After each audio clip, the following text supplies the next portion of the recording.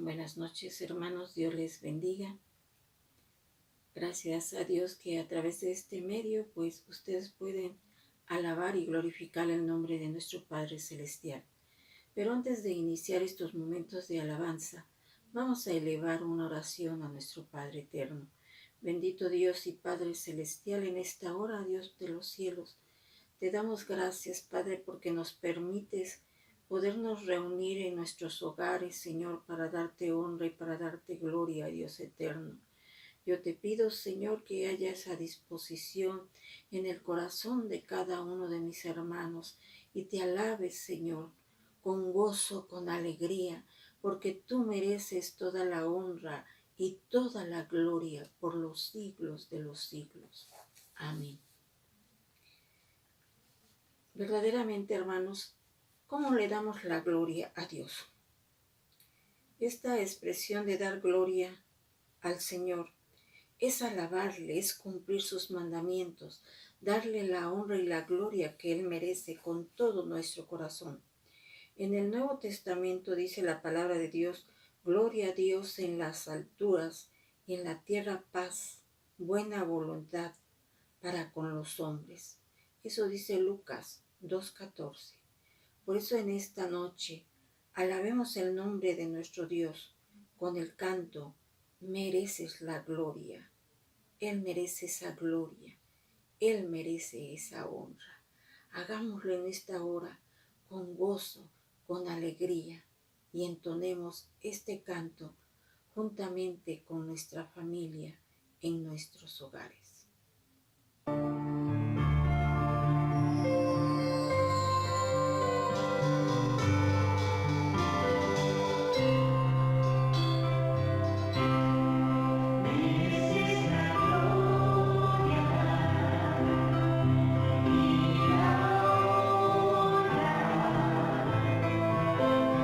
Levantamos nuestras manos, adorando.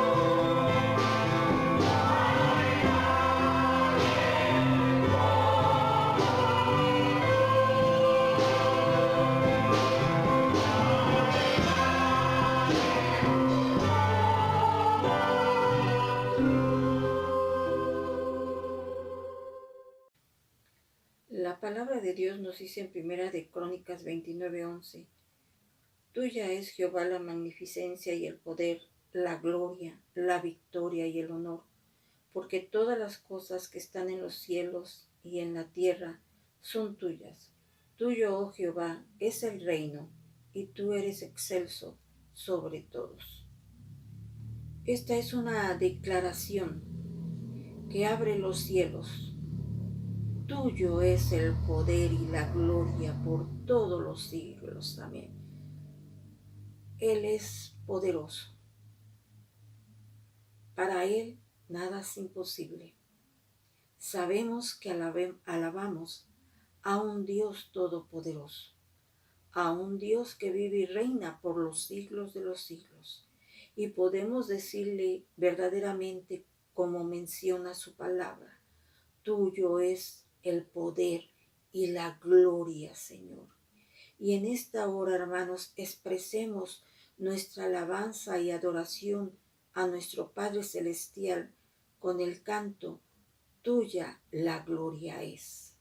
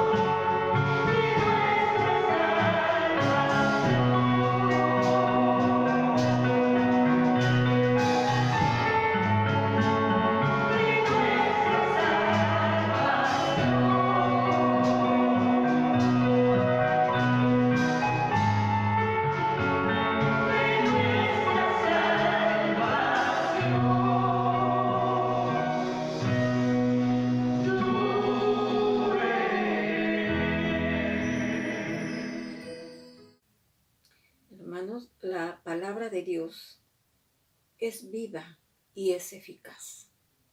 Sus promesas son fieles y son verdaderas. En este mes de agosto, el cual es el mes de la Biblia, recordemos que estos miércoles hemos visto algunos estudios a través de videos. El primero fue sobre las paradojas de la Biblia del oso. El segundo, ¿qué es la Biblia? Y en esta noche, el video que veremos es sobre la Biblia de los 70. Esta enseñanza será expuesta por el pastor y filósofo Cristian Gómez, director del Museo de las Sagradas Escrituras en México. Él será quien nos dé esta enseñanza. Y que, como les decía, y que la palabra de Dios nos lo dice en Hebreos 4:12, que la palabra de Dios es viva y eficaz. Que estas enseñanzas que hemos obtenido hasta el día de hoy, la palabra de Dios haya penetrado a nuestros corazones y que a través de estos estudios nuestro conocimiento se amplíe más. Y antes de dejar este lugar para escuchar a nuestro hermano, vamos a hacer una oración para que Dios hable a nuestras vidas, nos dé todo entendimiento, nos dé toda sabiduría para entender lo que escucharemos a través de nuestro hermano.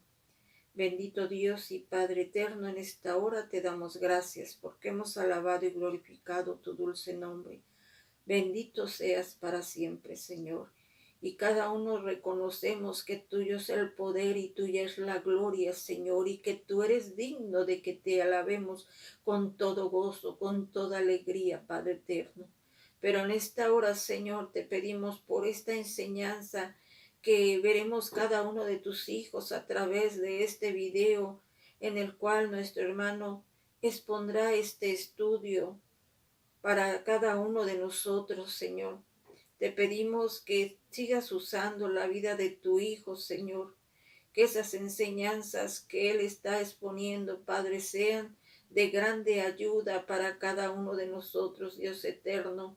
Que tú nos des todo entendimiento, toda sabiduría, Señor, que podamos entender todo lo que nos expliquen, toda esta enseñanza, Padre poderoso, y que tú sigas derramando bendición en la vida de tu Hijo y que siga siendo de gran bendición para todos aquellos que le escuchan. Gracias te damos, mi Dios eterno, y todo te lo pedimos en el dulce nombre de tu Hijo amado, Cristo Jesús. Amén.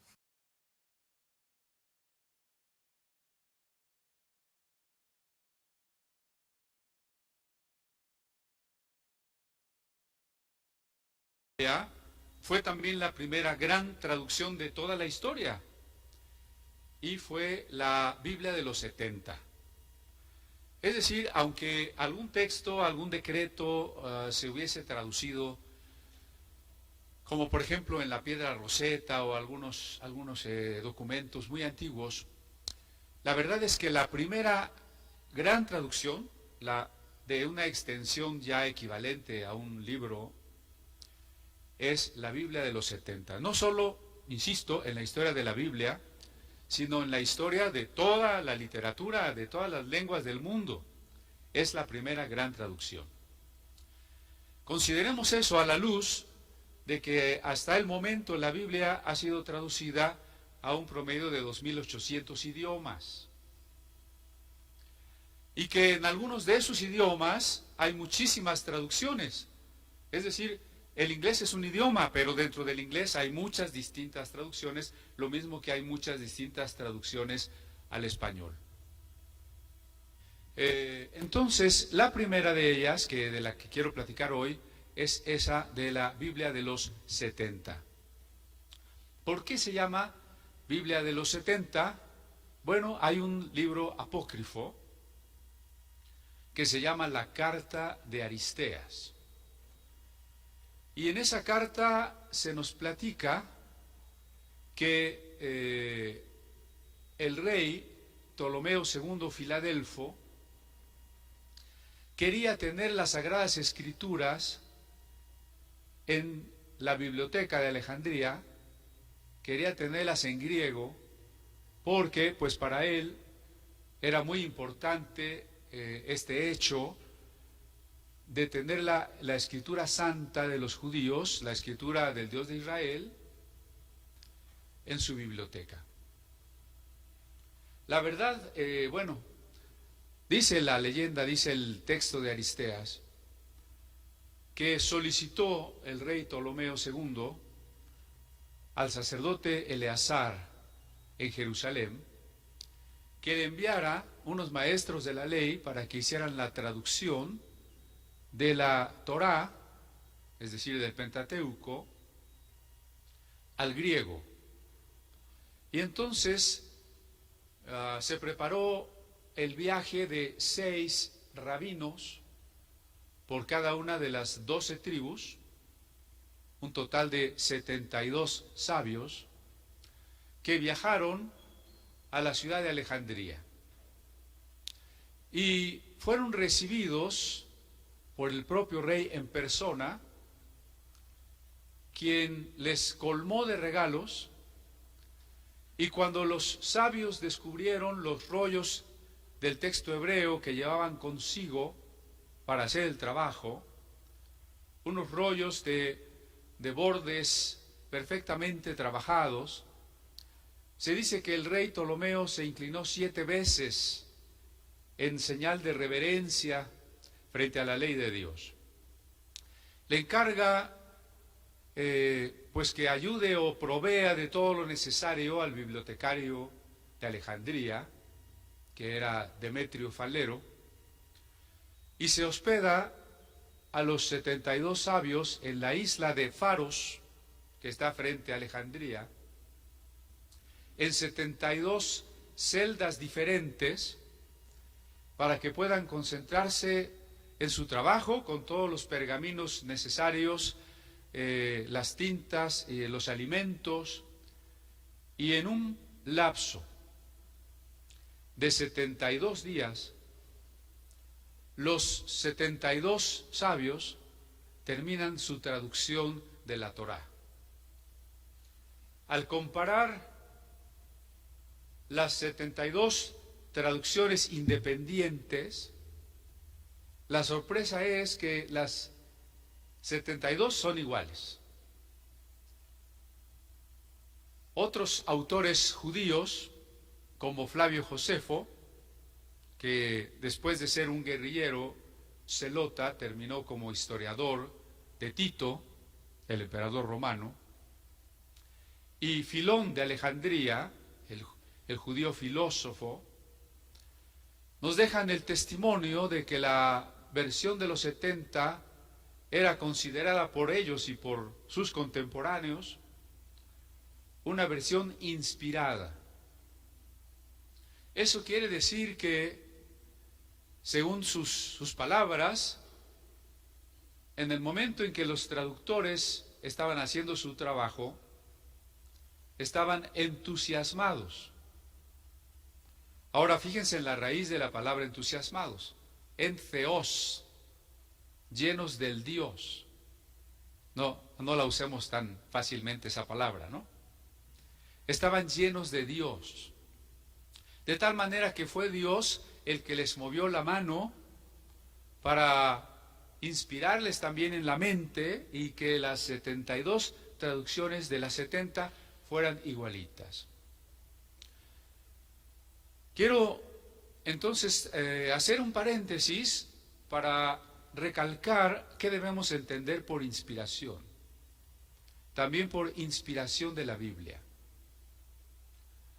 Porque una de las ideas que cuando la gente escucha la Biblia es la palabra de Dios, como que a su mente, sin más explicación, viene la imaginación de que la Biblia está dictada por Dios palabra por palabra.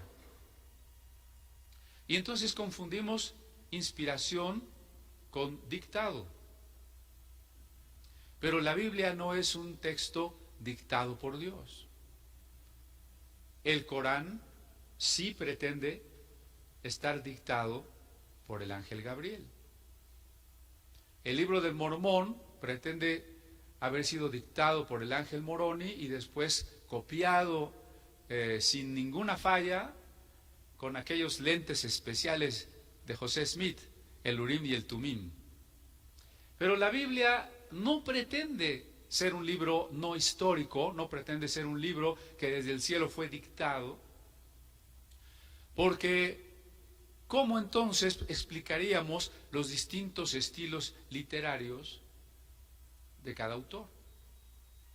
Si la Biblia fuera dictada por Dios, estaría en un solo idioma, estaría en un solo estilo literario y sin ningún tipo de influencia de las culturas de aquellas épocas. Por el contrario, nosotros vemos muchos pasajes que reflejan las culturas y las concepciones cosmológicas y cosmogónicas comunes a todos esos pueblos del Medio Oriente.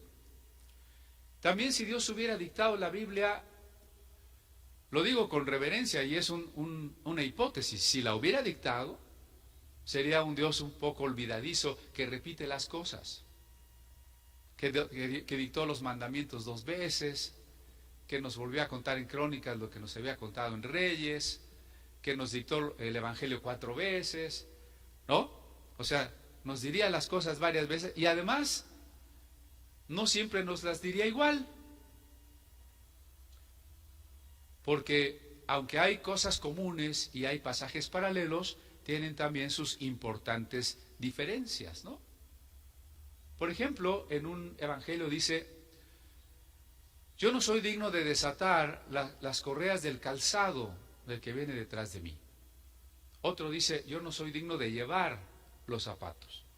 Otro dice: yo no soy digno de desatar, uno encorvado y el otro omite la palabra encorvado y simplemente dice desatar.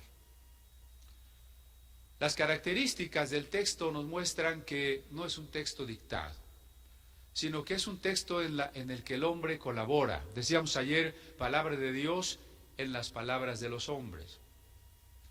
Entonces no debemos imaginarnos al profeta, como a veces lo imaginamos en Isaías. ¿Cómo sería Isaías? Una persona parada en una esquina, con unas barbas más largas que las mías, que de repente cae en un trance y empieza a Dios a hablar, a moverle la boca. Déjenme decirles que ese es como un concepto espiritista, que nos hace confundir lo que la Biblia describe como el don de profecía. El don de profecía es que Dios ponga el mensaje en la mente del profeta o del agiógrafo, para el caso de los escritos, y que él con su propia lengua, su propia cultura, estilo literario, género, el género que escoge, plasma ese mensaje venido del cielo. De tal manera que no podemos pensar en un texto bíblico, en su original, dictado por Dios, sino inspirado. Ahora imagínense en cuanto a una traducción. No hay traducciones inspiradas. Hay muchos hermanos que desde que se convirtieron están acostumbrados a la Biblia de Casiodoro de Reina, y que es la Biblia más bella, ¿no? Que no ha podido ser superada en cuanto a su calidad de literatura en español. Pero hay quien piensa que esa Reina Valera es la única buena, es la inspirada. Bueno, algunos dicen la 909, otros la 60, ¿no? Esa es la buena. Y cualquier cosita o cualquier Biblia que diga un poco diferente, que tenga o no tenga una frase, bueno, ya es una Biblia del diablo. Pues lo mismo pasa en el mundo de habla inglesa para cierto sector con la Biblia King James, ¿no? Solo la Biblia del King James es la buena. Pasa con el texto griego. Para la Iglesia Ortodoxa, seguramente la Septuaginta sigue siendo el texto por excelencia, el texto más confiable. Y en cuanto al Nuevo Testamento, también para cierto sector, el Textus Receptus es el que vino del cielo, y cuidadito y nos presenten algún texto crítico, porque pues ya viene del diablo también, ¿no? Para la Iglesia siria, el texto arameo es el bueno, y para los judíos, pues el texto masorético, a tal grado que cuando se descubrieron los rollos del Mar Muerto, ciertos rabinos estaban en contra de que se estudiaran y se publicaran los resultados, porque el temor de que pudiera contradecir al texto masorético, que ha sido considerado así intocable, perfecto. La Iglesia Católica consideró la traducción latina de San Jerónimo, la Vulgata latina, como el texto inspirado. Entonces les he dado ejemplos de que a veces consideramos una traducción inspirada por Dios.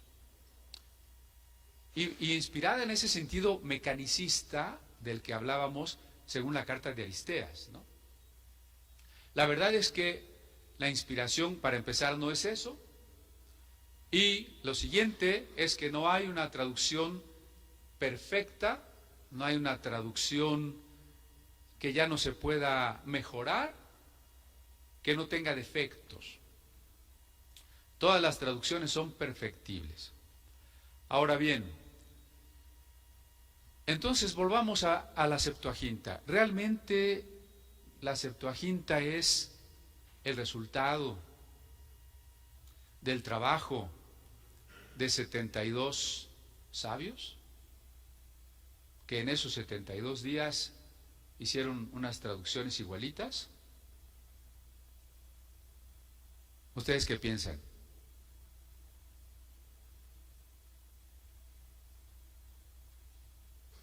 No deja de ser una leyenda de una época en que, cuando los judíos estaban bajo la dominación de otros pueblos, tenían la intención de realizar ciertos escritos que les dieran prestigio como pueblo y que le dieran prestigio también a sus escritos.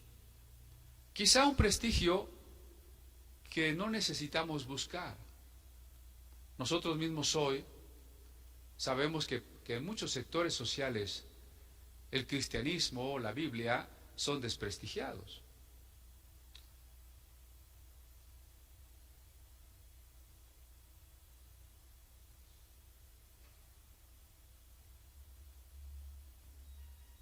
Vamos a esperar que los compañeros dejen de platicar y resuelvan sus asuntos.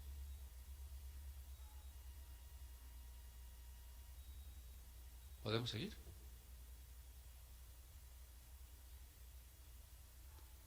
Hay muchos sectores en donde la Biblia es desprestigiada.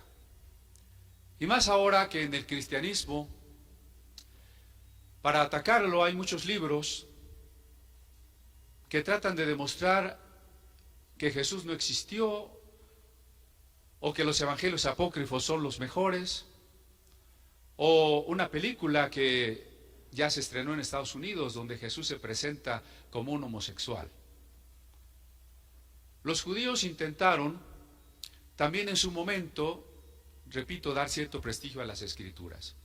Y encontramos textos como los añadidos al libro de Esther, algunas oraciones en el libro de Daniel, en el libro de Esdras, donde se dice que aún los reyes, como Ciro, Nabucodonosor, Asuero, reconocieron al Dios de Israel y ordenaron a todos los pueblos que adoraran al Dios de Israel. En ese mismo tenor está la carta de Aristeas. Esto nos hace que nos regresemos un poquito a pensar en cuál era la situación de los judíos en Alejandría. Para más o menos el año alrededor del 300, Alejandro el Grande había impuesto un imperio venciendo a los persas. Y él había, a su vez, tenido el deseo de que la cultura griega se estableciera en todos los pueblos conquistados. De ahí que a todo eso le llamamos la cultura helenística. Cuando no se conocía mucho del griego de la época de Alejandro, se pensaba que el griego de la Biblia de los 70 y que el griego del Nuevo Testamento era un griego inspirado por el Espíritu Santo, porque no es el mismo griego de las letras clásicas, de las obras de Aristóteles o de las obras de Eurípides. Y entonces era un griego que solo se encontraba en el Nuevo Testamento y en la Biblia de los 70.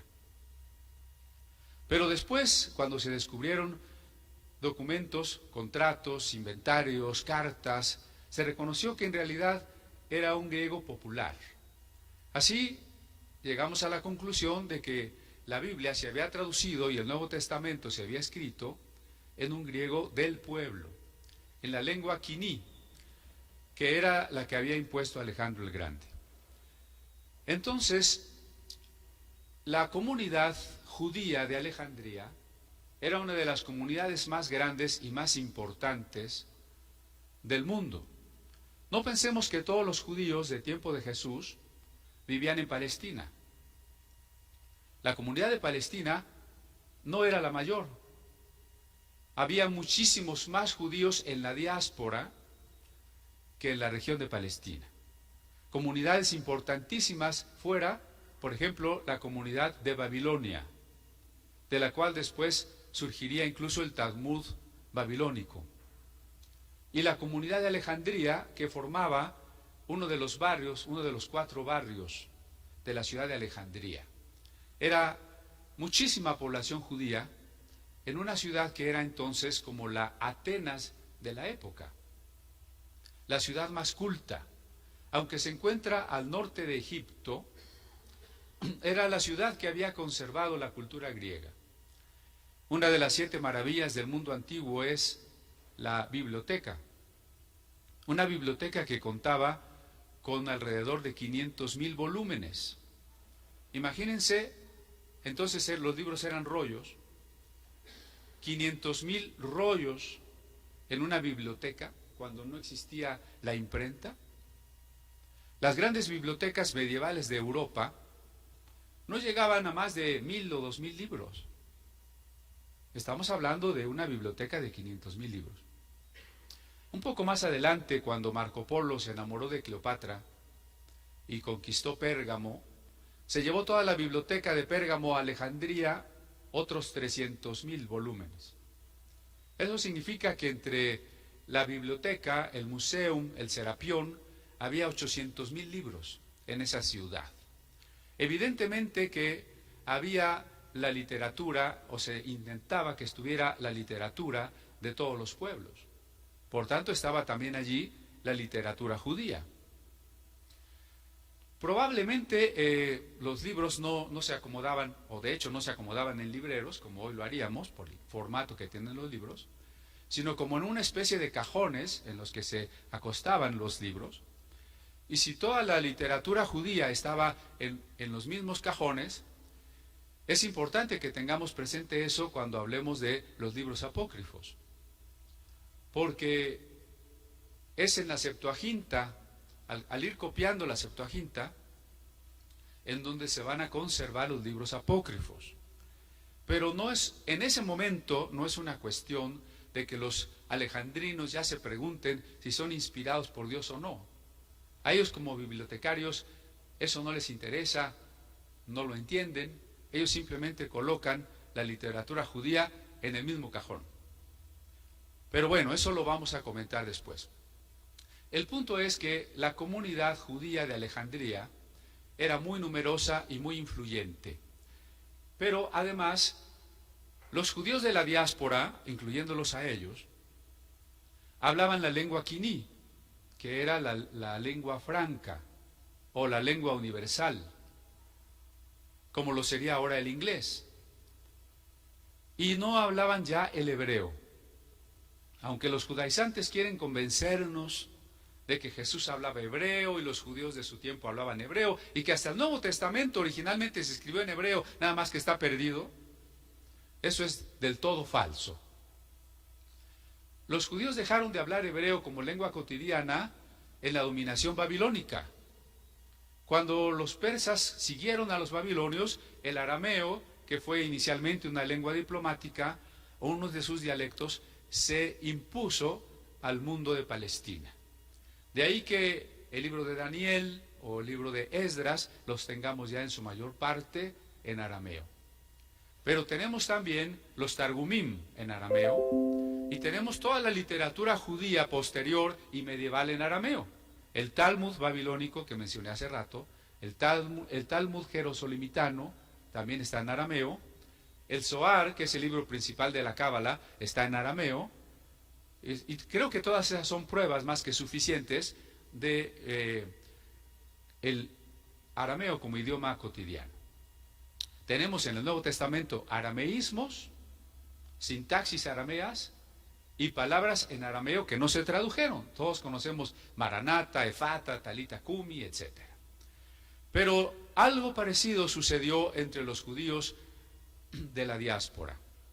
Ellos no hablaban el hebreo, hablaban el griego. Sin embargo, en las sinagogas, la escritura se seguía leyendo en hebreo. Recordemos que la sinagoga es una institución que surge después del cautiverio o en tiempos del cautiverio, puesto que ya no hay templo, hay que establecer casas de estudio de la escritura. Allí la escritura se seguía leyendo en hebreo, pero el pueblo no entendía la escritura, leída así, de tal manera que tras la lectura se tenía que hacer la explicación en griego. Y entonces la Biblia que llamamos de los 70 en realidad es un trabajo que se hizo primero de manera oral y que luego poco a poco se fue plasmando por escrito.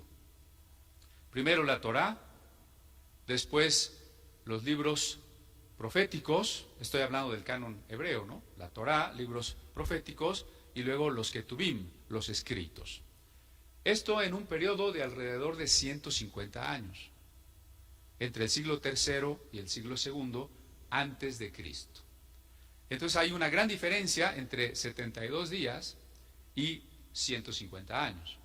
Hay también una gran diferencia en el estilo de las traducciones, las calidades de las traducciones, por ejemplo, entre la Torá y los libros proféticos, o entre estos y los escritos.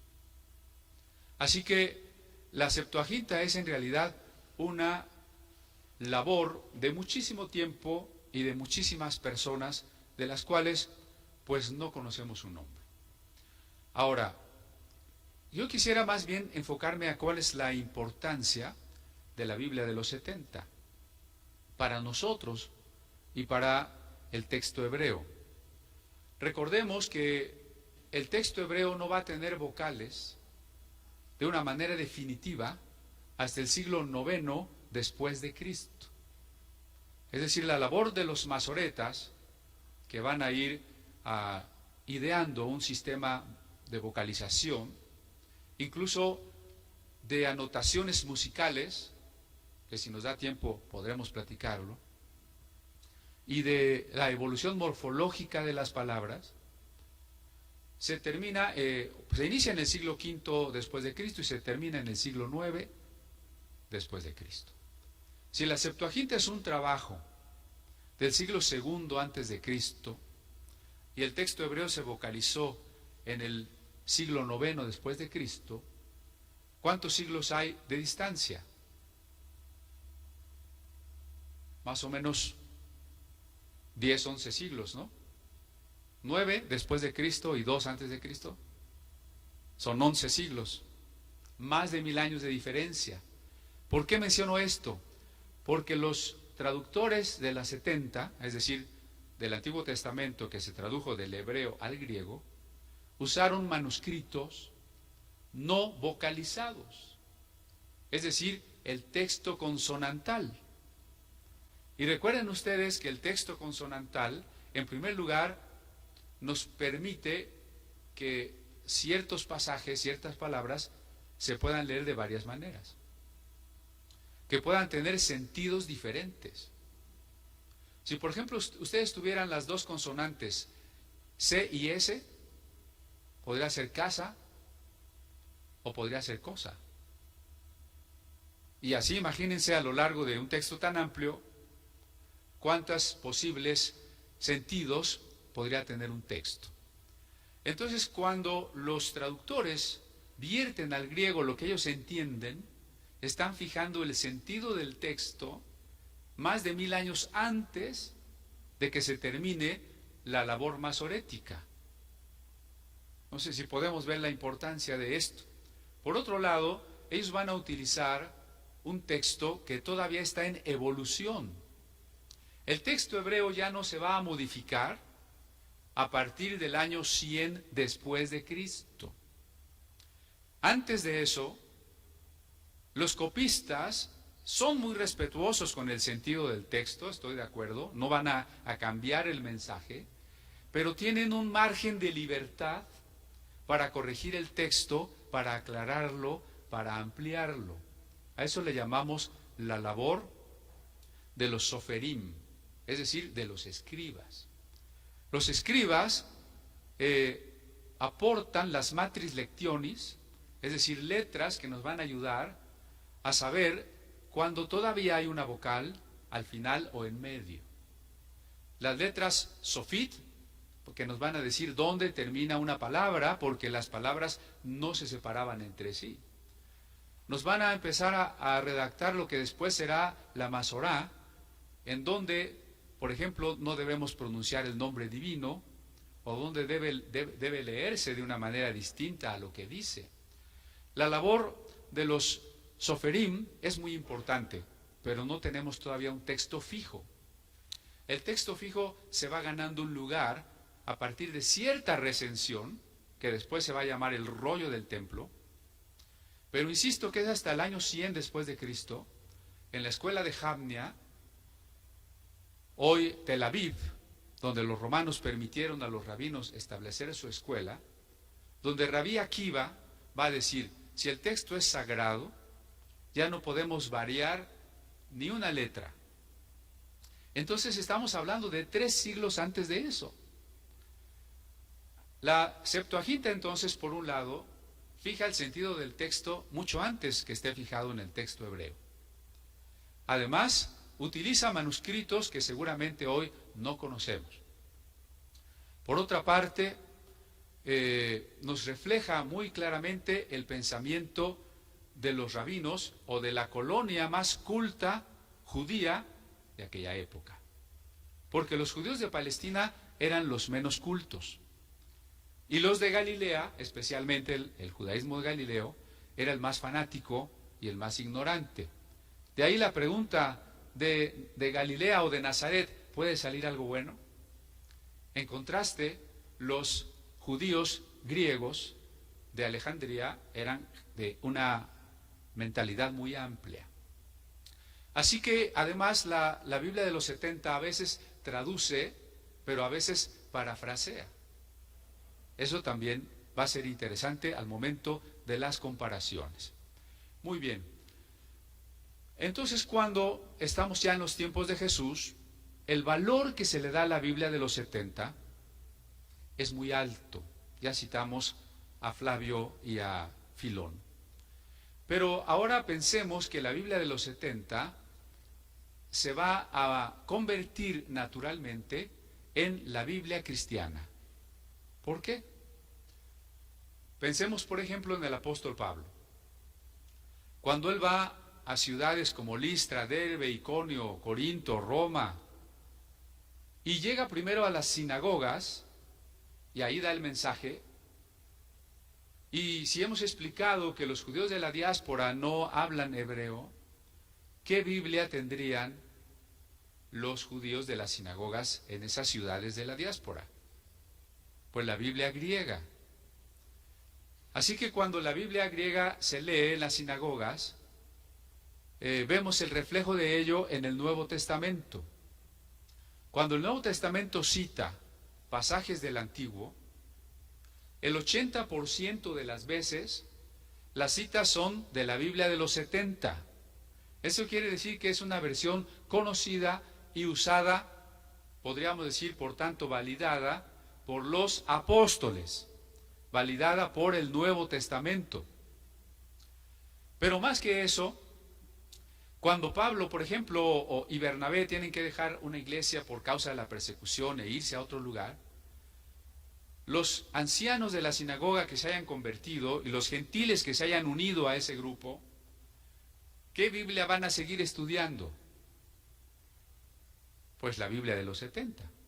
Entonces, por eso les digo que de manera natural, la Septuaginta fue la primera Biblia cristiana. Ahora bien, hubo judíos que reconocieron a Jesús como su Señor y judíos que no reconocieron a Jesús como su Señor. Y entonces discutían. Se dice que Apolos discutía con gran vehemencia, Pablo discutía, Bernabé y lo mismo Esteban, que en una de esas discusiones lo mataron. La Biblia de los 70 favorecía el punto de vista cristiano en muchos pasajes. Les voy a dar solo un ejemplo que es el más famoso. Y la Virgen concebirá un hijo. En hebreo la palabra virgen es almaj, que sería mujer joven.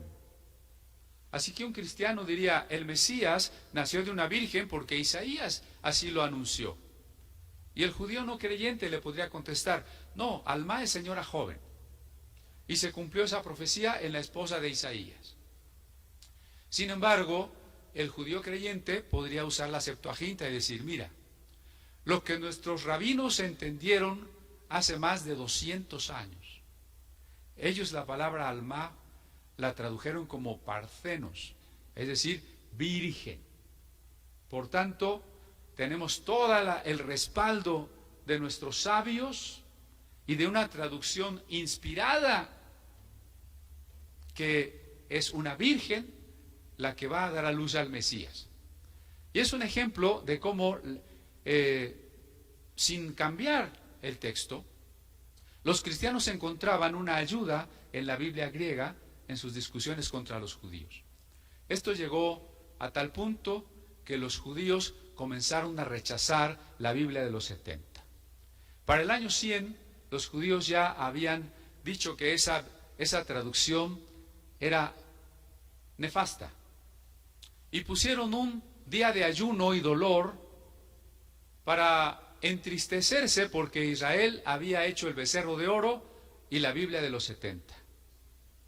Y le encargaron a ciertos griegos que se habían convertido al judaísmo que hicieran nuevas traducciones al griego. No podían dejar de lado el griego, era un idioma muy importante. Así que tenemos a Aquila, que hace una nueva traducción, a Símaco y a Teodosión. Ahora los judíos tenían sus propias traducciones al griego, rechazando su antigua traducción de la Septuaginta.